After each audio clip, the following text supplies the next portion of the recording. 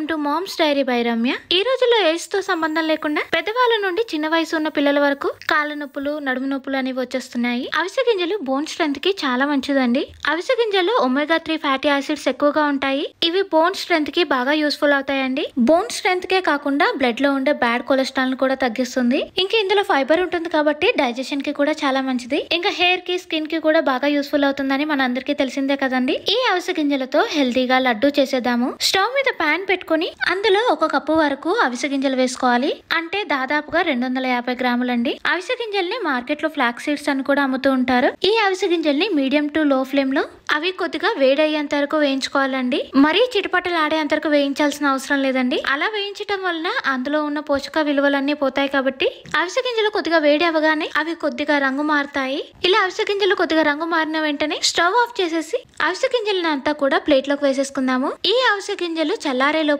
Stove మీద pan పెట్టుకుని అందులో 1/2 కప్పు వరకు నువ్వులు వేసుకోవాలి. నువ్వులతో పాటు 1/2 కప్పు ఇన్స్టెంట్ ఓట్స్ వేసుకొని ఈ రెండింటిని కూడా మీడియం ఫ్లేమ్ లో 2-3 నిమిషాల పాటు వేయించుకోవాలి. నువ్వుల్లో కూడా పాల కంటే కూడా ఎక్కువగా కాల్షియం ఉంటుంది. ఇంకా ఓట్స్ లో ఫైబర్ తో పాటు లడ్డు కొంచెం టేస్ట్ రావడం కోసం యూస్ చేస్తామండి. నువ్వులు, ఓట్స్ రెండు కూడా కొద్దిగా వేడి అయిన వెంటనే స్టవ్ ఆఫ్ చేసేసి అవిసె గింజలు వేసిన ప్లేట్ లోకి వేసేసుకోవాలి. ఇవి చల్లారేలోపు అదే ప్యాన్ ని స్టవ్ మీద పెట్టుకుని 1 టేబుల్ స్పూన్ వరకు నెయ్యి వేసాక అందులో 1/2 కప్పు చొప్పున బాదం, 1/2 కప్పు జీడిపప్పు, 1/2 కప్పు వాల్నట్స్ తో పాటు 1/2 కప్పు పంప్కిన్ సీడ్స్ వేసుకోవాలి. ఈ నట్సే కాకుండా మనకి నచ్చిన నట్స్ ఏవైనా వేసుకోవచ్చు అండి. పిస్తా, watermelon seeds, sunflower seeds ఇలా ఏదైనా సరే వేసుకోవచ్చు. ఇలా నట్స్ అంతా కూడా కొద్దిగా మాయిశ్చర్ వదిలేంత వరకు మీడియం ఫ్లేమ్ లో వేయించుకోవాలి.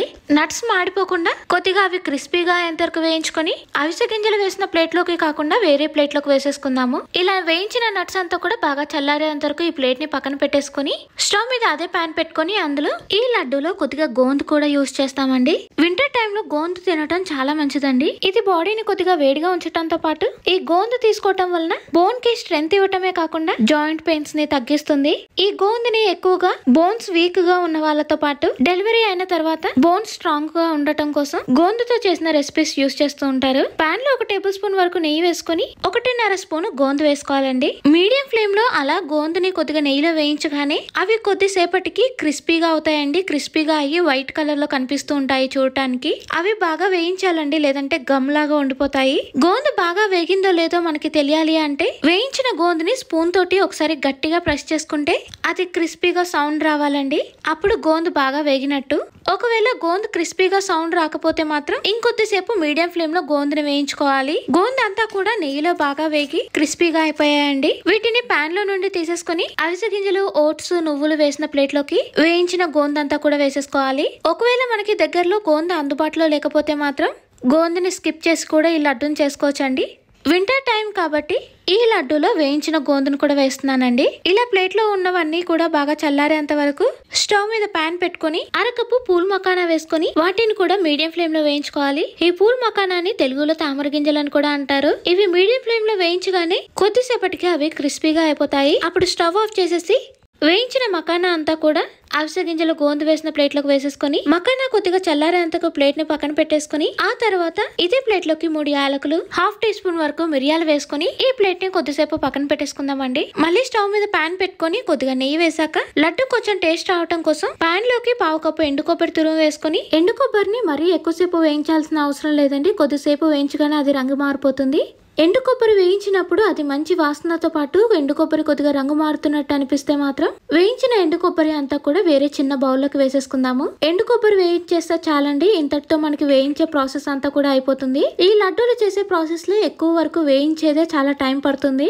ఒక్కసారి ఇలా అన్ని వేయించుకొని పక్కన పెట్టేసుకుంటే నెక్స్ట్ ప్రాసెస్ అంతా కూడా చాలా ఈజీగా అయిపోతుంది. అవిసె గింజలు, గోందు, మకానా వేసిన ప్లేట్ లో ఉన్నవన్నీ కూడా మిక్సీ జార్ లోకి వేసేసుకొని వీటిని ఫైన్ పౌడర్ లాగా గ్రైండ్ చేసేసుకోవాలండి. ఇలా వీడియోలో చూపిస్తున్నట్టు ఫైన్ పౌడర్ లాగా గ్రైండ్ చేసేసాక బౌల్ లోకి వేసేసుకుందాము. ఈ బౌల్ ని పక్కన పెట్టేసుకొని ఇప్పుడు వేయించిన నట్స్ ఉన్నాయి కదండి, ఆ ప్లేట్ ని తీసుకొని అందులో ఉన్న నట్స్ అంతా కూడా మిక్సీ జార్ లోకి వేసేసి ఈ నట్స్ ని మరీ స్పీడ్ గా కాకుండా మధ్య మధ్యలో ఆగుతూ పల్స్ మోడ్ లో నట్స్ కొద్దిగా కనిపించేలా కోర్స్ గా గ్రైండ్ చేసుకోవాలండి. ఇలా వీడియోలో చూపిస్తున్నట్టు గ్రైండ్ చేసుకోవటం వలన లడ్డు తినేటప్పుడు మధ్య మధ్యలో మనకి నట్స్ కూడా తగులుతూ ఉంటే టేస్ట్ బాగుంటుంది. పల్స్ మోడ్ లో గ్రైండ్ చేసుకోవాలండి. మరీ స్పీడ్ గా గ్రైండ్ చేసేసుకుంటే నట్స్ నట్స్ నుండి ఆయిల్ రిలీజ్ అయ్యి అది మొత్తం కూడా చాలా మెత్తగా గ్రైండ్ అయిపోతుంది. అందుకే మధ్య మధ్యలో ఆగుతూ గ్రైండ్ చేసుకుంటే సరిపోతుంది. ఇలా కోర్స్ గా గ్రైండ్ చేసిన నట్స్ అంతా కూడా అవిసె గింజలు గ్రైండ్ చేసి వేసిన బౌల్ లోకి వేసేసుకోవాలి. ఇలా నట్స్ వేసిన వెంటనే ఇందాక ఫ్రై చేసి పక్కన పెట్టుకున్న ఎండు కొబ్బరి తురుము కూడా ఈ బౌల్ లోకి వేసేసుకుని అవిసె గింజలు, నట్స్, ఎండు కొబ్బరి అంతా కూడా బాగా కలిసేలా మిక్స్ చేసేసుకోవాలి.